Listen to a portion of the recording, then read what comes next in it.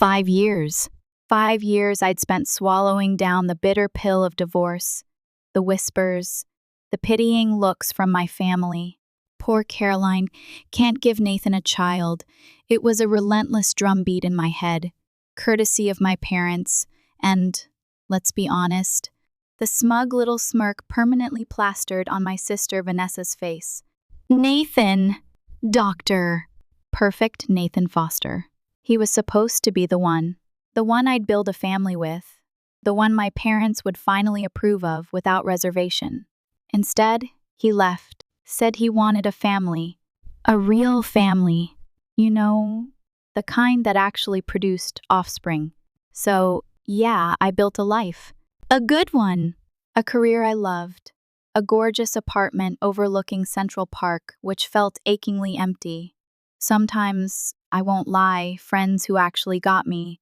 I even managed to mostly silence the inner voice that kept asking, "What's wrong with you? Why couldn't you give him a child?" Then the call came. "Caroline, I have news for you." My mother's voice was practically chirping. "Vanessa is engaged. Isn't that wonderful, wonderful?" Yeah, real freaking wonderful. Like being punched in the gut with a bouquet of lilies. I managed a strained, "Congratulations, Mom."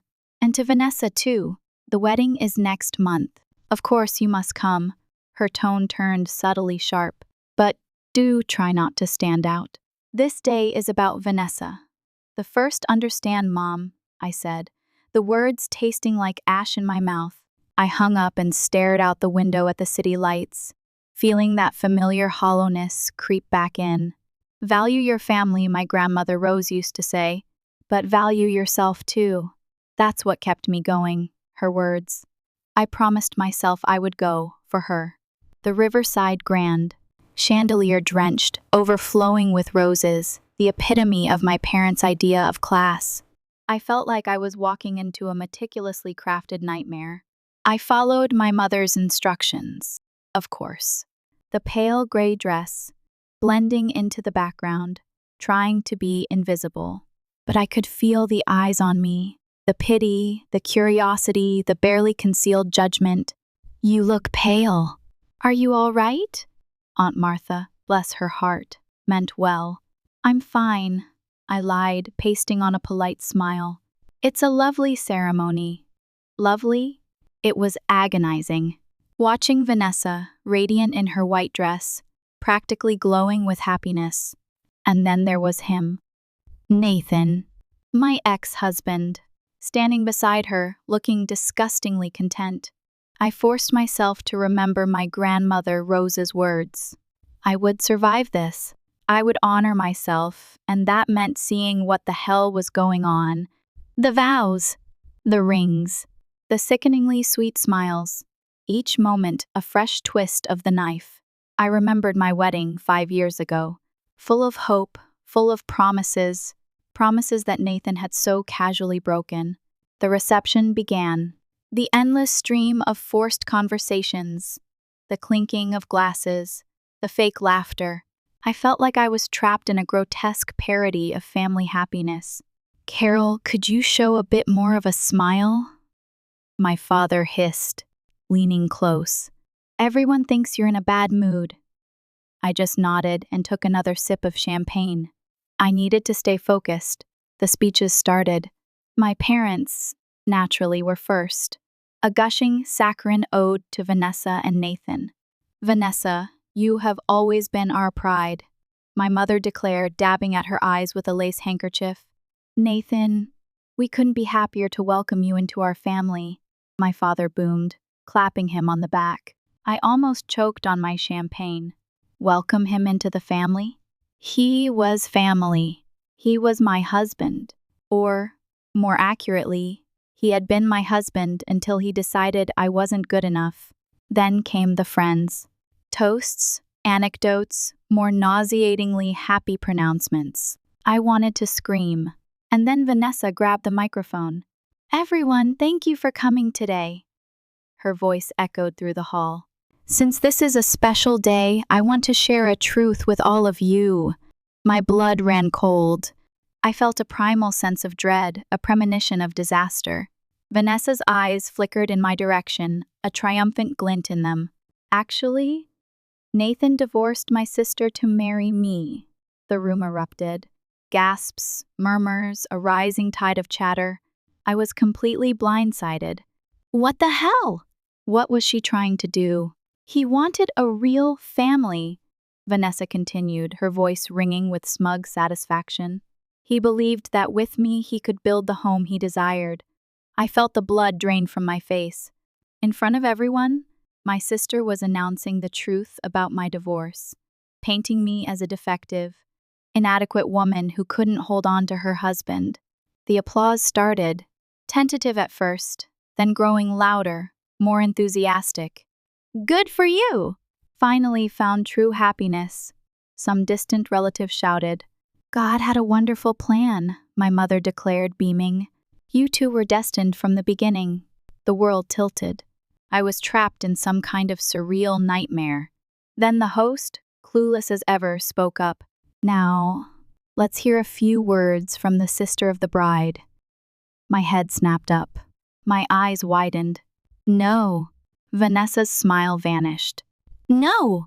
My sister has nothing to say, she stammered, her voice laced with panic. Too late! Every eye in the room was on me. Expectant. Curious. I stood up, my legs shaking. I had to do this. I walked towards the stage, forcing myself to maintain some semblance of dignity. Vanessa's face was ashen.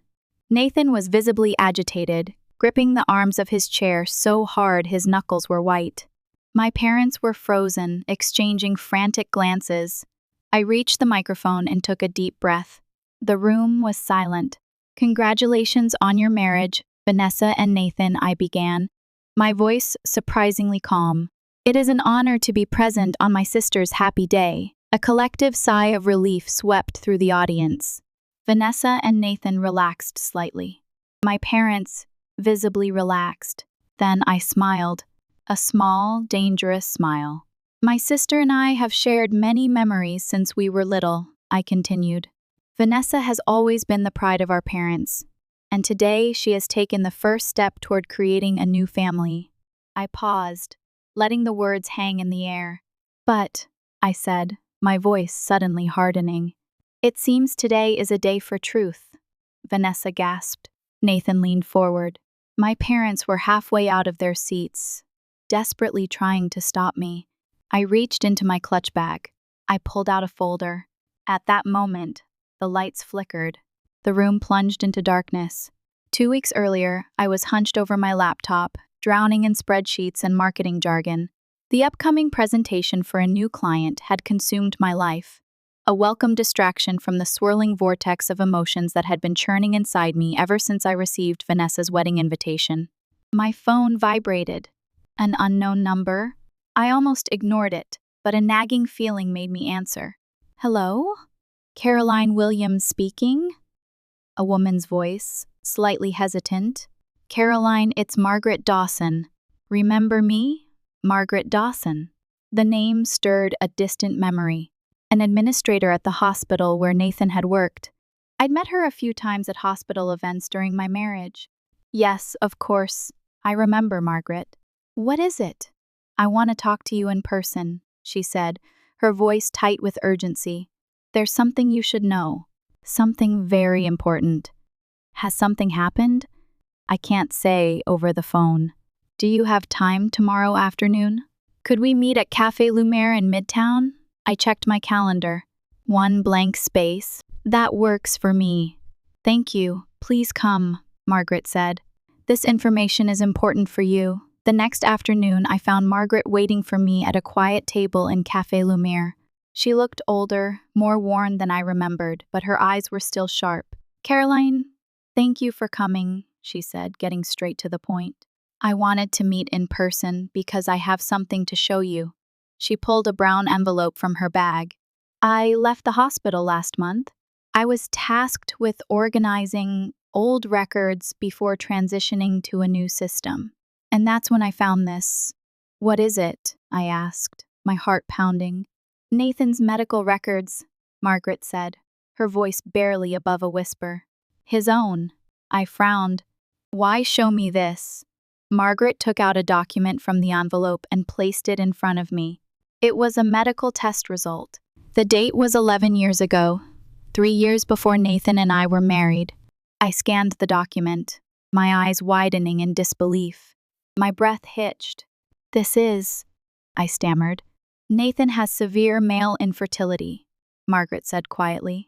Extremely low sperm count and poor motility.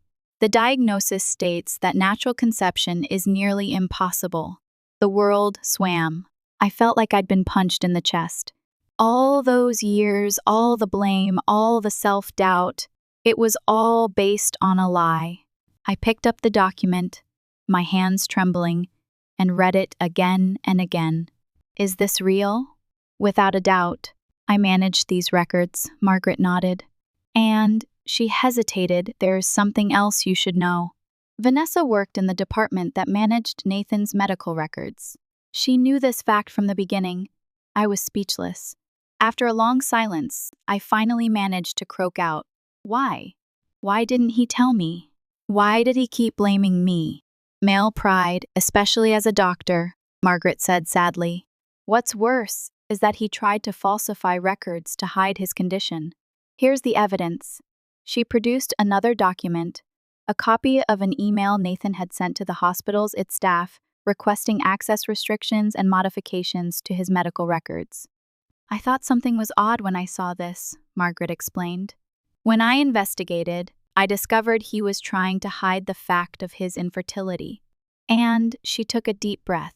There's one more thing you should know. Your parents have known about this for 2 years. What? The word exploded from my lips. Vanessa told them, Margaret said. She asked them not to tell you, and they agreed. I accidentally overheard their conversation. I stared blankly out the window, a feeling of betrayal so profound it threatened to swallow me whole. Years of blame and cruelty. And they knew. Why are you telling me this now? I asked, my voice shaking. Before leaving the hospital, I wanted to do the right thing, Margaret said, her expression resolute. I've seen you being called defective and alienated from your family. That's wrong. You deserve to know the truth. We sat in silence for a long time. The cafe's bustle seemed distant, muffled. Memories flooded my mind, each one now tinged with a new, bitter understanding. Nathan's evasiveness, Vanessa's sly remarks, my parents' unwavering disappointment. It all made sense now. All the evidence is yours, Margaret said, pushing the envelope towards me. What you do with it is up to you. But I wanted you to know I accepted the envelope and put it in my bag. Thank you, Margaret, I said, my voice thick with emotion. I appreciate your courage. After leaving the cafe, I sat on a park bench, overwhelmed. Anger, sadness, the crushing weight of betrayal, it was almost too much to bear. But beneath the pain, a spark of something else flickered to life. A spark of defiance. Of justice. That night, I called my best friend Laura and poured out the whole story. Unbelievable, Laura exploded. Are you going to the wedding? I don't know, I admitted. But I won't remain silent. What will you do? Reveal everything? They destroyed my life first, I replied, gazing out at the city lights. For 5 years, I've blamed myself. Enough is enough. In the days that followed, I meticulously verified Margaret's information. I consulted with medical specialists to confirm the authenticity of the diagnosis. Everything checked out. It was all true. I even consulted with a lawyer. The day before the wedding, I made my decision. I would sit at the edge of the family section, endure the lies and the humiliation, and then, at the appropriate moment, I would unleash the truth. That night, I opened my laptop and began drafting my speech. The first sentence, truth sometimes comes with pain, but it is what sets us free. With that thought, I lay down on my bed and, strangely, fell into the most peaceful sleep I had experienced in years. The venue's lighting flickered back to life, the sudden illumination almost blinding. The blackout seemed to herald the revelation that was about to explode, a raw, painful unveiling of all the lies and cruelties that had plagued me. I continued to stand on the stage, the microphone clutched tightly in my hand, my expression as calm as I could possibly manage. I apologize. There seems to have been an issue with the electrical system, the host said, trying to recover the situation with a nervous laugh. Miss Caroline, please continue. I nodded, took a deep breath, and plunged ahead. The room was silent as a tomb. Every single person in attendance frozen like a statue. I glanced at Vanessa and Nathan. Their expressions were a mixture of terror and fury. My parents looked utterly defeated, their faces etched with shame. Earlier, the first was talking about memories of my sister and ex-husband. I continued, my voice soft but unwavering. Our family has many memories, Christmas mornings spent opening gifts, surprise parties for Dad, cheering for Vanessa at her high school graduation. A few tentative smiles flickered across the faces in the audience, easing the palpable tension. I returned the smile, but my eyes remained cold. But since Vanessa said this is a day for truth, I said, my tone hardening, let me also share the truth about the real reason Nathan and I divorced. The air crackled with anticipation. Vanessa made a move to get up, but Nathan grabbed her arm, holding her back. My parents seemed incapable of movement, paralyzed by fear. I reached into my clutch bag again and pulled out the copies of the medical records and the specialist's diagnosis.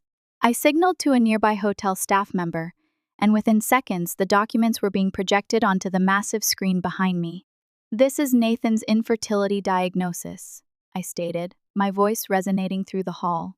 Notice the date, 3 years before our marriage. A collective gasp swept through the room. A few doctors and nurses in the audience leaned forward, squinting at the projected images. In fact, Nathan, as a doctor, knew about his own severe male infertility. Yet he continued to blame me, I said, the years of pain and humiliation seeping into every word. During the last 2 years of our marriage, he called me defective and humiliated me in front of our family, all because I couldn't give him children. Nathan's face contorted with rage. He shot to his feet, his voice a bellow. That's fabrications. She's lying. I calmly displayed the next document. This is a reconfirmation diagnosis from a specialist last month. I let that sink in, then continued, my voice gaining strength. And there's something even more important. I paused, letting my gaze sweep across the room, lingering on my parents and Vanessa, each of them trapped in the spotlight of my revelation. Nathan wasn't the only one who knew about this diagnosis. The air thickened. You could cut the tension with a knife. My parents and sister have known this fact for 2 years, I declared, my voice ringing with righteous anger. Yet they allowed me to be called defective, excluded me from family gatherings, and spread rumors amongst our relatives that I was a woman incapable of having children. The room erupted in chaos. Shocked whispers turned into open gasps. Heads swiveled from me to my parents and then to Vanessa, their faces a mixture of disbelief and disgust. Nathan lunged towards the stage, but 2 of his friends intercepted him, pinning his arms behind his back. Caroline, you're insane, he screamed. What do you think you're doing with this story? I'm just telling the truth, Nathan, I replied, my voice steady despite the tremor in my hands. Vanessa, as a nurse, you saw these medical records from the beginning. Yet, you stood by and watched me suffer. You even started a relationship with Nathan, knowing full well that I was being blamed for something that was entirely beyond my control. And today, you claimed that he divorced me to marry you, as if that somehow justified your actions. Vanessa covered her face with her hands, her body shaking with sobs. She couldn't muster a single word in response. I projected the final document onto the screen, the copy of Nathan's email to the hospital its staff requesting the falsification of his medical records. This is evidence that Nathan tried to falsify his medical records. Please look at the date and content, I said. The weight of the evidence was undeniable. The medical professionals in the room murmured amongst themselves, confirming the authenticity of the documents. The whispers spread like wildfire throughout the hall, transforming disbelief into acceptance. Vanessa's friends began to distance themselves from her, moving away as if she was contagious. One of her bridesmaids, her face contorted with anger, snapped, "Did you know this, Vanessa? Did you?" Vanessa, her shoulders slumped, continued to sob, unable to meet anyone's gaze. My mother finally found her voice, her words trembling with anger. "Caroline, what do you gain by exposing our family's shame?" "It's the truth, Mom," I replied, my voice laced with sadness. For 5 years, I was made to believe that I was defective, that my worth as a woman was tied to my ability to have children. But that's not true. My worth isn't defined by my ability to procreate, and I won't let anyone make me feel that way again. My father pulled Eleanor's arm, urging her to sit down. He buried his face in his hands, his body racked with silent sobs. "I came here today to say goodbye to my family," I said quietly, my voice filled with a profound sense of finality. "Now that I know the truth, there's no place in my life for lies and betrayal. Vanessa, Nathan, walk the path you've chosen. Mom, Dad, goodbye." I placed the microphone back on the stand and stepped down from the stage. The room fell silent, the only sound my footsteps echoing across the hushed hall. I avoided eye contact with anyone, my focus solely on reaching the exit. I pushed open the doors and stepped out into the cool night air, taking a deep breath. I didn't look back. 1 year later, I stood in front of a quaint brick house in Brooklyn, New York, the crisp autumn air swirling fallen leaves around my feet. The sun warmed my face as I unloaded luggage from my car, a gentle smile playing on my lips. "Emma, could you give me a hand?" I called towards the house. A 10-year-old girl burst out of the front door, her brown curls bouncing. She grabbed a paper bag from my arms, her eyes sparkling with excitement. Emma was a whirlwind of energy and intelligence. She was in the final stages of being adopted. "Can I take this to my room?" she asked, peering into the bag. "Of course," I replied, laughing. "But have you finished your homework?" "Almost," she giggled, racing back inside. I watched her go, a wave of warmth washing over me. My life had undergone a radical transformation in the past year. After the wedding fiasco, I had made a conscious decision to prioritize my own well-being. I began seeing a therapist, confronting the years of emotional abuse and self-doubt that had shaped my identity. I channeled my energy into helping others. On the living room wall hung a poster for New Beginnings, a support group I had founded for women struggling with infertility issues. Twice a month, I opened my home to these women, offering a safe space to share their experiences, heal their wounds, and reclaim their self-worth. The group's motto, "My worth is not determined by my ability to bear children," became a mantra for so many women who had internalized this lie for far too long. While making coffee in the kitchen, my eyes fell on a newspaper article lying on the counter. The headline reported that Nathan Foster had had his medical license revoked on suspicion of medical malpractice and record falsification.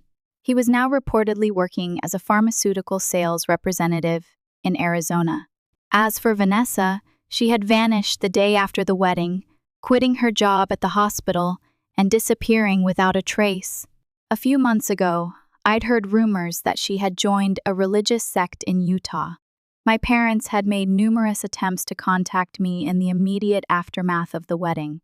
Their initial messages were filled with anger and accusations, blaming me for destroying their family and embarrassing them in front of their friends. But gradually, their tone had shifted to apologetic, desperate pleas for reconciliation. I chose not to respond. I was focused on healing and building a new life, and I couldn't allow their toxicity to drag me down. Only one letter from my father remained tucked away in my desk drawer. It had arrived last month, the words scrawled in his shaky handwriting. "We committed an unforgivable mistake, but I pray that someday you will find it in your heart to forgive us. Perhaps one day I would read it again. Perhaps one day I would be able to forgive them. But not yet. The wounds were still too fresh." "Laura will be here soon," Emma shouted, bounding down the stairs. "Thank you, honey," I smiled. My friend Laura had been my rock throughout the chaotic days after the wedding. She had supported me through the complex and often frustrating process of adoption. She was my chosen family, the one who had always stood by me. Today was Sunday, and we were planning a picnic in a nearby park. I glanced out the window. The sky was a brilliant shade of blue, the air crisp and clean. I took a deep breath, feeling a sense of peace I had never known before. Truth sometimes brings pain, but it has set me free. Every morning, I repeated those words to myself in front of the mirror. And now, they were no longer just words of comfort. They were the truth of my life. The doorbell rang. Emma shrieked with joy and ran to answer it. I set down my mug and walked to the door. Laura stood on the porch, her face beaming with a warm, genuine smile. "Ready?" she asked. "Ready," I replied, returning her smile. "It's a beautiful day." The three of us walked down the street together, hand in hand. As we walked down the street, I placed my arm around Emma's shoulders. It was a new family, not connected by blood, but bound by love and truth. I looked up at the sky and whispered to my grandmother, "I'm all right. I'm cherishing both myself and my family." I felt the autumn wind dancing around them, heralding the beginning of a new season. The wounds were healing, and my life was now shaped by my own choices, by my own truth. It was the path to genuine happiness that I had sought for so long. The crisp autumn air held a promise of new beginnings, but the past still clung to me like the scent of old perfume. The memory of that wedding Vanessa's ruined, my own fractured 1 year before, continued to surface at the most unexpected times. Sometimes it was a song on the radio, the one that played during our first dance. Other times, it was a glimpse of a familiar face from Nathan's former circle, a silent, accusatory presence in the grocery store or at a coffee shop. The hardest moments were the nights when sleep wouldn't come, and I found myself replaying the events of the wedding over and over in my head. Could I have handled it differently? Was it too harsh? Did I inflict too much pain on my parents, even though they deserved it? Laura, as always, was my anchor. "You did what you had to do, Carol," she'd say, her voice firm but gentle. "You finally stood up for yourself. You broke the cycle of lies and manipulation. Don't let guilt creep in now." But guilt, like a persistent weed, kept pushing its way through the cracks in my carefully constructed peace. The guilt of hurting my parents, the guilt of exposing Vanessa's secrets, the guilt of disrupting a family gathering, even if it was one built on falsehoods. The adoption of Emma became my focus, my solace. The paperwork, the home visits, the endless interviews, it was a demanding process, but it was worth it. Every time Emma looked at me with her bright, inquisitive eyes, every time she called me Mom, a little piece of my heart healed. But even with Emma in my life, I couldn't completely escape the ghosts of weddings past. One afternoon, while cleaning out a storage box, I stumbled upon my own wedding album. It was filled with pictures of Nathan and me, young and hopeful, smiling blissfully into the camera. I hesitated, my hand trembling as I reached for the album. It had been years since I had dared to look at it. I opened the cover and began to flip through the pages. There we were, radiating happiness, surrounded by family and friends, oblivious to the pain that lay ahead. Tears welled up in my eyes. Not tears of regret, but tears of sadness for the woman I used to be. The woman who believed in fairy tales and happily ever afters. The woman who had her faith in Nathan and the future stolen from her. I closed the album and held it tight, feeling a surge of compassion for my younger self. I would not erase those memories, but I wouldn't let them define me either. I would honor that woman's hope but forge a new path to happiness, one built on truth and self-acceptance.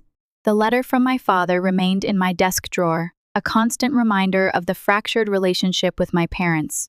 It was a heavy weight in my mind, a symbol of the unresolved pain and the lingering questions that continued to haunt me. I knew I couldn't hold onto the anger forever, but I wasn't ready to forgive them.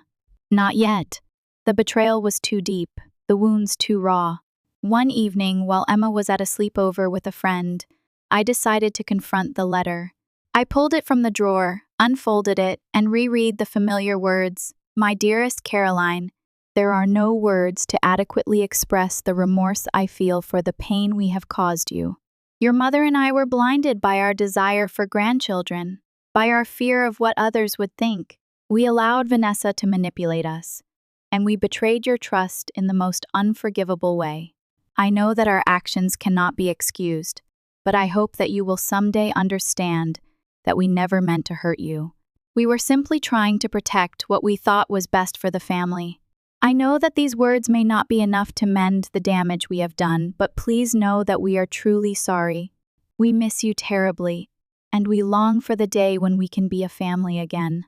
With all our love, Dad, tears streamed down my face as I finished reading. The words were sincere, but they also felt inadequate. They acknowledged the pain, but they didn't fully grasp the depth of the betrayal. They offered an apology, but they didn't offer a solution. I picked up a pen and began to write a response. I wrote about the years of self-doubt, the pain of being called defective, the isolation of being excluded from family gatherings. I wrote about the anger and the resentment that had consumed me for so long. I wrote about Emma, the light of my life, the child who had taught me the true meaning of family. But as I reached the end of the letter, I realized that I couldn't send it. It was too raw, too angry, too filled with unresolved pain. It would only create more conflict, more division.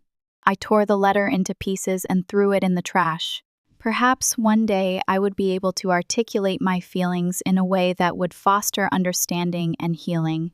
But that day was not today. Instead, I decided to focus on the unspoken words, the ones that lingered in the air between me and my parents. The words of regret, of longing, of a desire for reconciliation. Those words, I knew, were a starting point, a glimmer of hope in the darkness. Thanksgiving was approaching, and the pressure from my parents was mounting. They called almost every day, begging me to reconsider my decision not to spend the holiday with them. Caroline, it's been a year, my mother pleaded. Can't you find it in your heart to forgive us? We want to see you, to see Emma. It's a family holiday. I hesitated. The thought of spending Thanksgiving with my parents filled me with anxiety. The memories of past holidays, filled with judgment and unspoken criticism, were still too vivid. But Emma, hearing the conversation, looked at me with pleading eyes. Mom, can we go? I want to meet your parents. I want to have a real family Thanksgiving, the first sighed. Emma deserved to know her grandparents, even if they had hurt me deeply in the past. And perhaps, after a year of reflection, they had truly changed. Okay, I said, my voice trembling slightly. We'll go. The day arrived with a mixture of dread and anticipation. As we drove to my parents' house, I rehearsed the conversations in my head, trying to prepare myself for any possible scenario. Emma, sensing my unease, squeezed my hand. It's going to be okay, Mom, she said, her voice filled with unwavering faith. We pulled into the driveway and parked the car. As we walked towards the house, I took a deep breath and reminded myself that I was doing this for Emma. I would be strong, I would be patient, and I would not let the past ruin this day. My parents were waiting for us at the door, their faces etched with a mixture of hope and apprehension. As soon as they saw us, they rushed forward, engulfing me and Emma in a warm embrace. Caroline, we're so glad you're here, my mother said, her voice choked with emotion. Emma, it's so wonderful to finally meet you, my father added, his eyes twinkling. We stepped inside, and I was immediately struck by the warmth and the inviting aroma of Thanksgiving dinner. The house was decorated with festive decorations, and a roaring fire was blazing in the fireplace. My parents had clearly gone to great lengths to create a welcoming atmosphere. But as I looked around the room, I couldn't shake the feeling that something was missing. The laughter, the easy conversation, the sense of belonging that I had longed for my entire life, it wasn't there. The tension in the air was palpable, a silent acknowledgement of the past that we were all trying to ignore. The Thanksgiving dinner was a strained affair, filled with forced smiles and awkward small talk. My parents were on their best behavior, showering Emma with attention and showering me with carefully worded compliments. But beneath the surface, the undercurrent of the past simmered. Every glance, every gesture, every carefully chosen word felt loaded with unspoken meaning. My mother tried to steer the conversation towards neutral topics, like Emma's school and my career, but I could sense her itching to address the elephant in the room: the wedding, the divorce, the fractured relationship that had defined our lives for the past year. My father, usually so jovial and outgoing, was uncharacteristically quiet, his gaze fixed on his plate.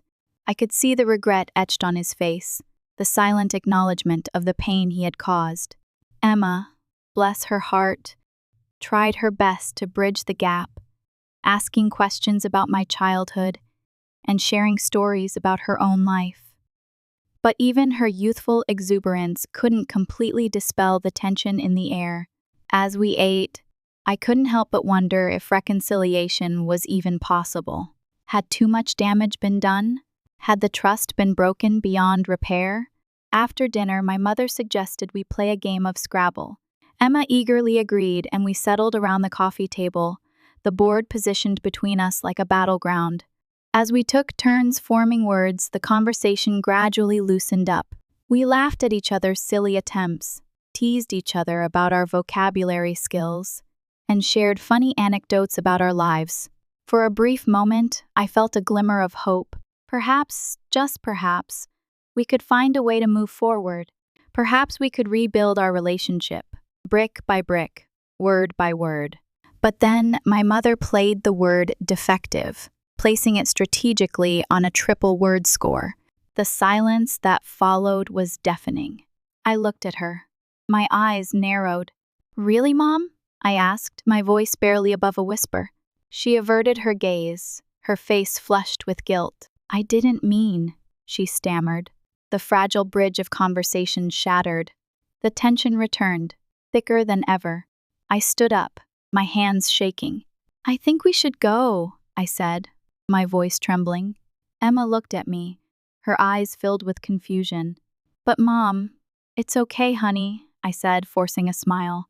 "We'll come back another time." I gathered our things, thanked my parents for the dinner, and led Emma out of the house. As we drove away, I couldn't help but wonder if this was the end of the road. Had I given up too soon? Had I missed an opportunity for reconciliation? But deep down, I knew that I had made the right decision. The healing process was far from over, and I couldn't force it. I needed to protect myself, and I needed to protect Emma from the toxicity of my parents' unresolved issues. Christmas arrived with a flurry of snow and a wave of bittersweet memories. The holidays had always been a time of great joy and great stress, a time for family gatherings and forced cheerfulness. This year, I decided to create my own Christmas traditions, ones that focused on simplicity, authenticity, and genuine connection. I decorated the house with handmade ornaments, baked gingerbread cookies with Emma, and spent evenings reading Christmas stories by the fire. We volunteered at a local soup kitchen, spreading holiday cheer to those less fortunate. I received a Christmas card from my parents, a carefully curated photograph of them smiling brightly in front of their perfectly decorated Christmas tree. Inside, they wrote a generic message wishing me and Emma a happy holiday season. I stared at the card, feeling a mixture of sadness and resentment. It was a hollow gesture, a superficial attempt to maintain the illusion of family harmony. I didn't respond. Christmas Eve arrived, and Emma and I snuggled on the couch, watching It's a Wonderful Life. As the movie played, I couldn't help but reflect on my own life. Despite the pain and the struggles, I was grateful for the love and the support that surrounded me. I was grateful for Laura, who had become my chosen sister. I was grateful for the women in my support group, who had taught me the true meaning of resilience. And I was grateful for Emma, the child who had filled my life with laughter and joy. As the credits rolled, Emma turned to me and said, "Mom, I'm so glad we're a family." My heart swelled with love. "Me too, honey," I whispered, pulling her close. "Me too." Later that night, as I tucked Emma into bed, she asked, "Mom, Do you think you'll ever forgive your parents? I hesitated. I don't know, honey, I said honestly. It takes time to heal from hurt, but I'm willing to try if they are too. She smiled and snuggled under the covers. I hope so, she said softly. I want us all to be a family. As I walked back to the living room, I glanced at the Christmas card from my parents, lying forgotten on the coffee table. The photo of their perfectly crafted Christmas scene felt hollow and meaningless. But Emma's words echoed in my heart, a glimmer of hope in the darkness. Perhaps one day, we could find a way to bridge the gap, to forgive the past, and to build a future together. But for now, I would focus on creating my own Christmas miracle, one built on love, truth, and the unwavering bond between a mother and her daughter. The months that followed were filled with a quiet sense of purpose. Life with Emma settled into a comfortable rhythm. I continued to lead the New Beginning support group, drawing strength from the shared experiences and the unwavering support of the women who attended. My career thrived, and I found fulfillment in my work. But the shadow of my past still lingered, a subtle reminder of the unresolved issues with my parents. I hadn't spoken to them since Thanksgiving, and I hadn't responded to their Christmas card. The silence stretched on, heavy and uncomfortable. Then, on my birthday, the phone rang. I glanced at the caller ID, Mom. I hesitated, my heart pounding. Should I answer? Should I let the silence continue? Taking a deep breath, I swiped the answer button. Hello, Caroline, my mother said, her voice trembling. Happy birthday, darling. Thank you, Mom, I replied, my voice equally unsteady. We were just calling to wish you a happy birthday, she continued. We hope you have a wonderful day. Thank you, I said again, unsure of what else to say. There was a pause, a long, uncomfortable silence. Then, my father's voice broke through. Caroline, it's Dad. We've been doing a lot of thinking lately. About everything. Okay, I said, bracing myself. We know that we messed up. Badly, he continued. We know that we hurt you in ways that we can never fully understand. We're truly sorry, Caroline. More sorry than we can ever express. Tears welled up in my eyes. I know, Dad, I said, my voice thick with emotion. We want to make things right, Caroline, he said. We want to be a part of your life again. We want to be grandparents to Emma. I want that too, I admitted, the words tumbling out. Then can we see you? Can we talk? Can we try to start over? He asked, his voice pleading. I hesitated. Could I really forgive them? Could I truly let go of the past? But then I thought of Emma, of her desire for a complete family. And I thought of my grandmother Rose, of her unwavering belief in the power of forgiveness. Okay, I said, my voice trembling. Yes, let's try. A collective sigh of relief echoed through the phone. Thank you, Caroline, my mother said, her voice choked with tears. Thank you. When can we see you? My father asked eagerly. Let me check my schedule, I said, pulling out my calendar. How about next Sunday? We can have lunch at that cafe you used to take me to when I was a little girl. That would be wonderful, my mother said, her voice filled with joy. We'll be there. We can't wait to see you and Emma. As I hung up the phone, a wave of emotions washed over me. Relief, anxiety, hope, and fear. The road to reconciliation would be long and difficult, but I was willing to try. For Emma, for my parents, and for myself. The following Sunday arrived with a sense of nervous anticipation. I dressed carefully, choosing an outfit that made me feel confident and composed. I helped Emma get ready, braiding her hair and telling her stories about my childhood. As we drove to the cafe, I rehearsed the conversations in my head, trying to prepare myself for any possible scenario. It's going to be okay, Mom, Emma said, sensing my unease. They're going to love me.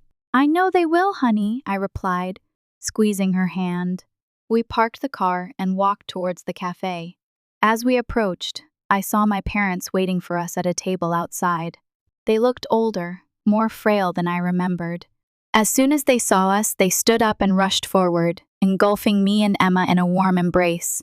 "Caroline, you look wonderful," my mother said, her eyes filled with tears.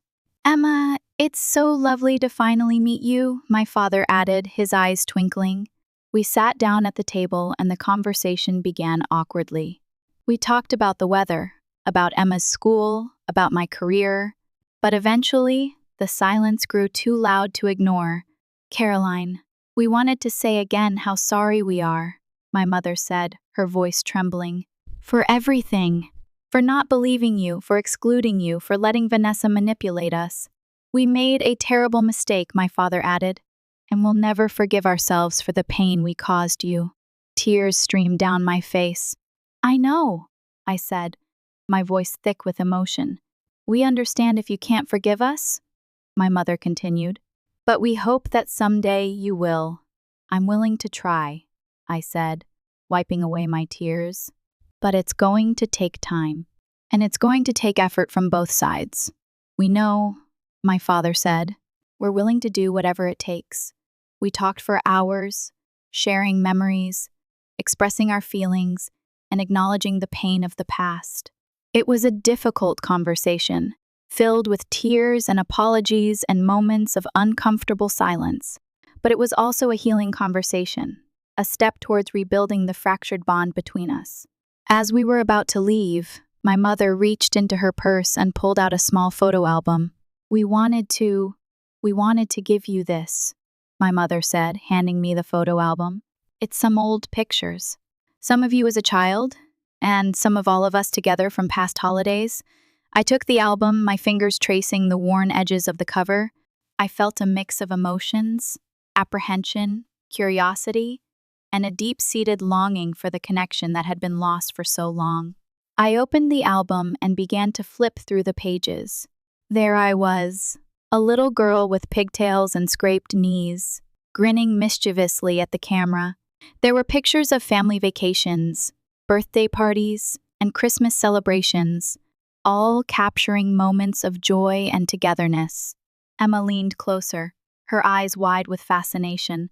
"Is that you, Mom?" she asked, pointing to a picture of me dressed as a fairy for Halloween. "Yes, honey, that's me," I replied, smiling. "You are so cute," she exclaimed, giggling. As we continued to flip through the pages, I began to feel a sense of warmth and nostalgia wash over me. These pictures were a reminder of the good times, of the love that had once existed between us. My mother pointed to a picture of me and my father building a snowman in the backyard.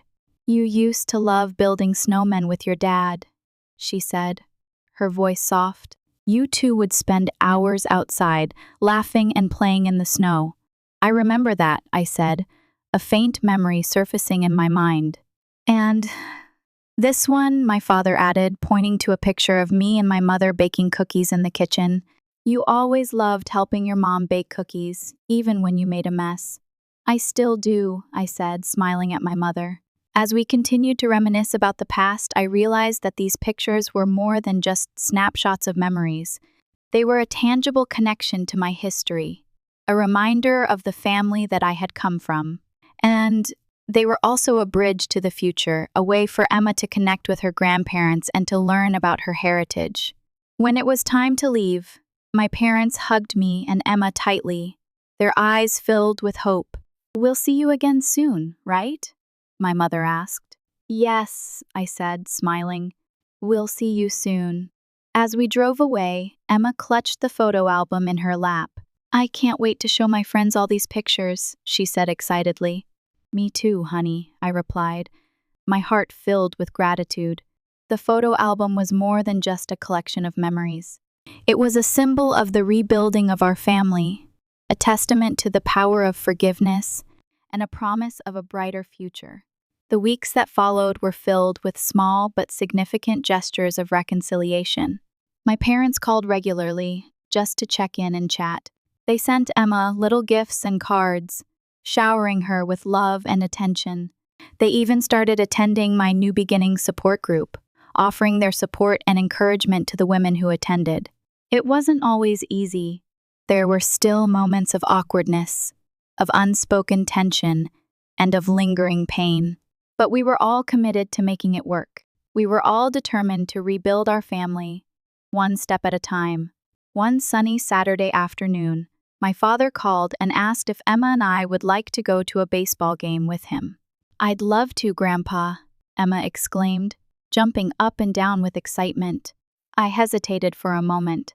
Baseball games had always been a tradition with my family, but they were also associated with a lot of pressure and expectation. My father had always been a die-hard fan, and he had always pushed me to share his enthusiasm. But I knew that this was an opportunity to create a new tradition, one that was free from the baggage of the past. "Okay, Dad," I said. "We'd love to go. The game was a lot of fun." My father patiently explained the rules of the game to Emma, cheering enthusiastically when the home team scored.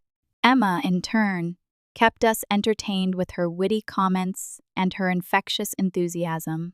I even found myself enjoying the game, despite my lack of knowledge about baseball. It was nice to spend time with my father and Emma, just laughing and enjoying each other's company. As we left the stadium, my father put his arm around Emma's shoulders. "That was a lot of fun," he said, smiling. "We should do this again sometime." "Yes, Grandpa," Emma exclaimed. "Let's make it a tradition." "I'd like that very much," my father said, his eyes twinkling. As we walked back to the car, I realized that we were building a new tradition, one that was based on love, acceptance, and a shared desire to create a better future. Years passed.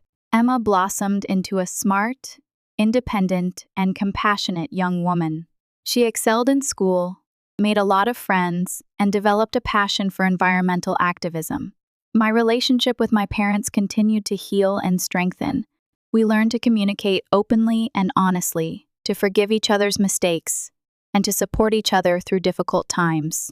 They became active and loving grandparents to Emma, attending her school events, helping her with her homework, and showering her with unconditional love. One of the proudest moments of my life was Emma's high school graduation. As I sat in the audience, watching her walk across the stage to receive her diploma, tears streamed down my face. My parents were sitting beside me, their faces beaming with pride. They reached over and squeezed my hand, their silent gesture conveying a wealth of love and support. After the ceremony, we gathered with Emma and her friends for a celebratory dinner. As I looked around the table, I realized how far we had come. The fractured family that had once seemed irreparable was now whole again, bound together by love, forgiveness, and a shared commitment to each other. Later that night, as Emma was getting ready for bed, she turned to me and said, "Mom, I'm so glad that you and Grandpa and Grandma are friends again." "Me too, honey," I said, pulling her close. "I always wanted a real family," she said, snuggling into my arms. "You have one now," I said, kissing her forehead. "We all do." As I tucked her into bed, I realized that Emma had taught me the true meaning of family. It wasn't about bloodlines or shared history. It was about love, acceptance, and the willingness to forgive. And it was about creating a new definition of family, one that was based on our own experiences, our own values, and our own dreams. In the years that followed, my parents grew old gracefully, surrounded by love and support. They lived to see Emma graduate from college, pursue her passion for environmental activism, and find happiness in her own life. They often told me how grateful they were for the second chance, for the opportunity to rebuild our family and to be a part of Emma's life. When they passed away, they left behind a legacy of forgiveness, a testament to the power of love and the importance of reconciliation. I continued to lead the New Beginnings support group, sharing my story and inspiring other women to heal from their pain and to create their own definitions of family. And I continued to cherish the bond with my parents, remembering the good times and forgiving the mistakes. Years later, I stood with Emma in front of my parents' graves, the setting sun casting a golden glow on the tombstones. "They loved you very much, Mom," Emma said, her voice soft. "I know," I replied, tears welling up in my eyes. "And they loved me too," she added, smiling. I put my arm around her shoulders and pulled her close. We were lucky to have them, I said. We stood there for a long moment, in silence, remembering the past and celebrating the future. As we walked away from the graves, hand in hand, I knew that the cycle of pain and betrayal had finally been broken. The legacy of secrets and lies had been replaced by a legacy of love and forgiveness. The experience with my sister Vanessa remained a painful chapter, but it no longer defined me. I had learned to forgive her, not condoning her actions, but releasing myself from the burden of anger and resentment. I didn't seek contact, but I hoped that one day she would find her own path to healing and redemption. I continued to build my life, surrounded by friends who were chosen family, by women in the support group who offered a safe space, and by Emma, who was my heart. One spring day, while volunteering at a community garden, Emma introduced me to a young man named David. He was kind, intelligent, and shared Emma's passion for environmental activism. I watched them together, their eyes sparkling with laughter and their hands brushing accidentally as they planted seedlings. A familiar warmth spread through my chest, a sense of hope for their future and for the generations to come. As the years passed, Emma and David's relationship blossomed. They traveled the world together, advocating for environmental causes and making a positive impact on the world. Then one day, they came to me with some exciting news. "Mom, we're engaged," Emma announced, her face radiant with joy. "Oh, honey, that's wonderful," I exclaimed, tears welling up in my eyes. I hugged them both tightly, feeling a surge of happiness and gratitude. It was a moment I had dreamed of for years, a sign that Emma had found true love and happiness. As we began to plan the wedding, I knew that it would be different from the weddings of my past. It would be a celebration of love, of hope, and of new beginnings. The wedding was held in the community garden where Emma and David had first met, surrounded by flowers and greenery. The air was filled with the sweet scent of blossoms and the joyous chatter of friends and family. I walked Emma down the aisle, my heart swelling with pride. As I handed her over to David, I whispered, "I love you, honey. Be happy." They exchanged vows, their voices filled with emotion. They promised to love and cherish each other, to support each other's dreams, and to create a life together filled with purpose and meaning. As they exchanged rings, I thought about my own wedding, the wedding that had ended in heartbreak and betrayal. But I knew that this wedding was different. It was a symbol of hope, a sign that love could triumph over adversity. After the ceremony, we gathered for a reception under the stars. The music played, the laughter echoed, and the love filled the air. As I danced with Emma, I couldn't help but smile. She had found her happiness, and I had found mine. We had created a new definition of family, one that was based on love, forgiveness, and the unwavering belief in the power of new beginnings. And as I looked around at the faces of the people we loved, I knew that our legacy would live on, a legacy of love that would inspire generations to come.